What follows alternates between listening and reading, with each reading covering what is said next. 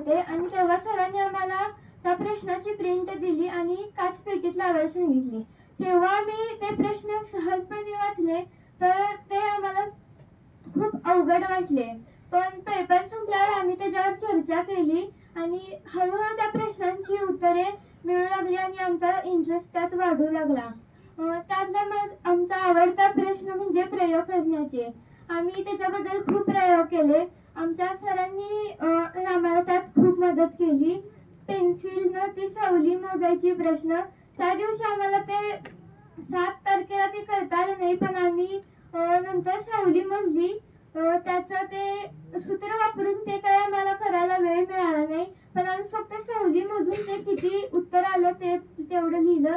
आणि प्रयोग करण्याचा तो बर्नरचा प्रश्न होता ना, तो मला खूप आवडला. आणि आम्हाला सगळ्यात अवघड गेलेला तो प्रश्न म्हणजे कोंबड्यांचा.